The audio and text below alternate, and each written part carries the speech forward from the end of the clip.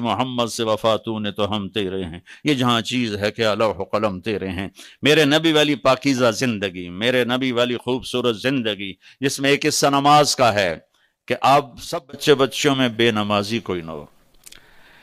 بیٹا 14 صدی میں اگر نماز کوئی چھوڑ سکتا تھا نا، اور جسے گنجائش تھی، وہ میرے نبی کے نواسے تھے حسین ابن علی علیہ السلام، کہ ایسے سورج سر پہ تھا اور کوفہ کی ریتلی زمین تھی اور 72 کے سامنے ہزاروں کا لشکر تھا، اور ظہر کی نماز کا ٹائم ہوتے ہوتے کتنوں کے دھڑ تن سر سے جدا ہو چکے تھے اور باقی سب خون آلود تھے، تو سورج یوں ڈھلا جیسے ابھی ڈھل چکا ہے، یہ میں تو گھڑی کو دیکھ کے بتا رہا ہوں، سورج ڈھلا تو آپ نے دیکھا نماز کا وقت ہو گیا، اوئے ہوئے ہوئے ہوئے، تو کاش شمر سے کہو مجھے نماز پڑھنے دے۔ اللہ اکبر۔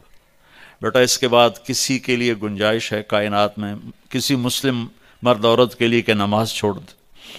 میرے نبی جب دنیا سے جا رہے تھے تو آپ کے آخری الفاظ سے الصلاۃ وما ملکت ایمانکم، ایک نماز نہ چھوڑنا، ایک غریبوں پہ ظلم نہ کرنا، زیادتی نہ کرنا، یہ 2 الفاظ آپ کی زبان پر تھے۔